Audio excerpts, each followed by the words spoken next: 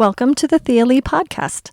Today is February 26th, 2026, and we are on day 57 of reading through the Bible.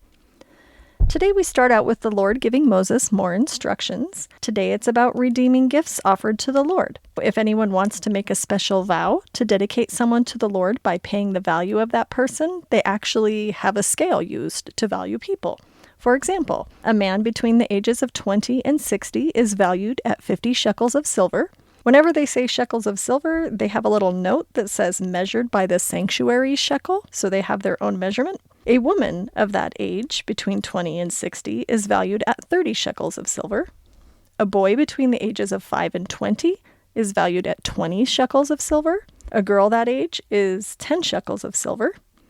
A boy between 1 month and 5 years old is valued at 5 shekels of silver, and a girl that age is valued at 3 shekels of silver. A man older than 60 is 15 shekels of silver, and then a woman that age is 10 shekels of silver. So if you want to make such a vow, but can't afford to pay the required amount, you take that person to the priest, and he will determine the amount you can pay based on what you can afford. If your vow involves giving an animal that is acceptable as an offering to the Lord, any gift to the Lord is considered holy.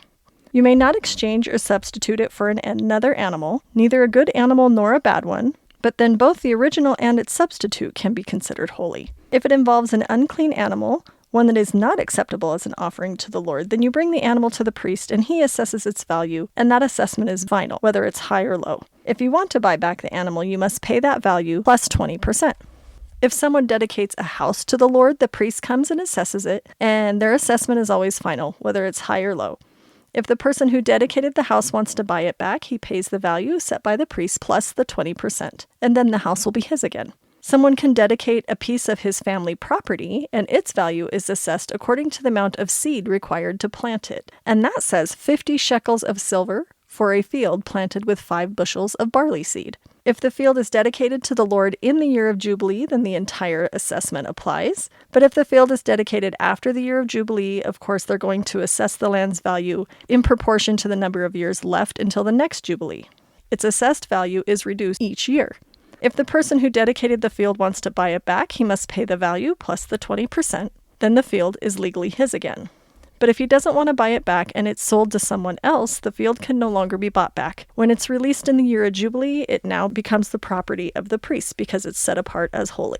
If someone dedicates to the Lord a field that he has purchased but is not part of his family property, the priest assesses its value based on the number of years left until the next year of Jubilee. And then on that day, he gives the assessed value of the land as a sacred donation to the Lord. In the year of Jubilee, the field is returned to the person from whom he purchased it, the one who inherited it as his family property.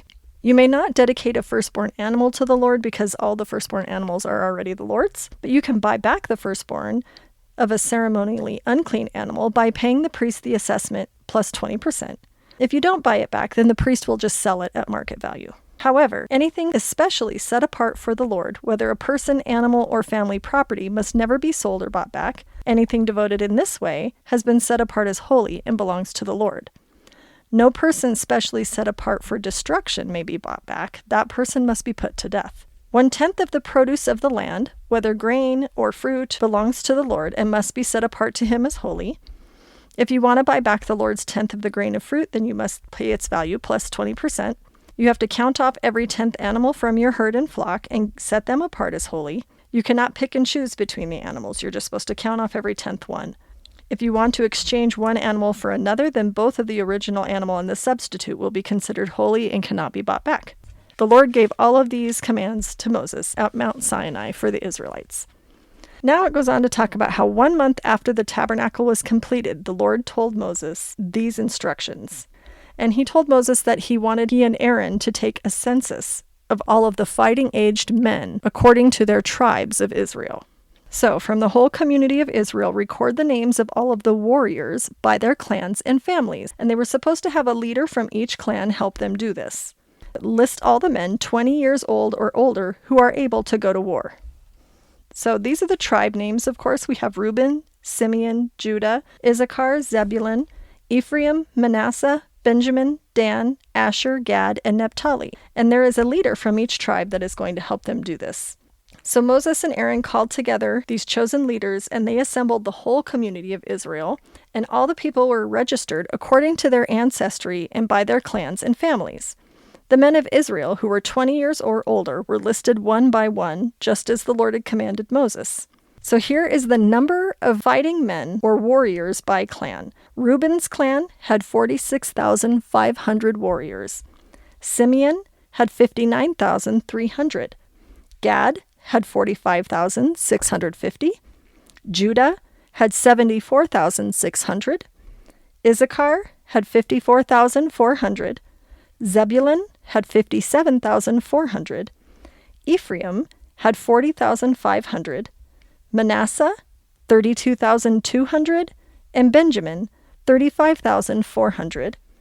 Dan, 62,700. Asher, 41,500, and Naphtali, 53,400. All of those added up to 603,550 warriors from the tribes of Israel. This did not include Levi or any of the Levites in this registration, for the Lord said not to include the tribe of Levi. Do not count them with the rest of the Israelites, because the Levites are in charge of the Tabernacle of the Covenant, along with all of its furnishings and equipment. So they carry the tabernacle and all its furnishings as they travel, and they take care of it and camp around it. So when it's time to move, they take it down, and then when it's time to stop, they're going to set everything up again. But any unauthorized person who goes too near the tabernacle must be put to death. So each tribe will camp in their designated area with their own family banner. But the Levites camp around the tabernacle of the covenant to protect the community of Israel from the Lord's anger, and they are responsible to stand guard around the tabernacle.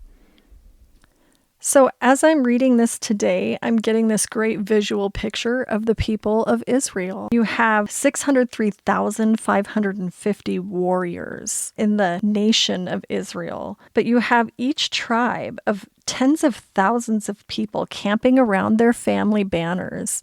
And then you have the Levites camping around the tabernacle. And you can see that this is a true nation.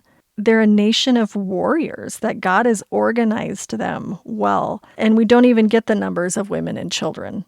I love this part of the reading because I can see this visual now of this enormous camp, this nation of people. So thanks for listening. We'll talk again tomorrow.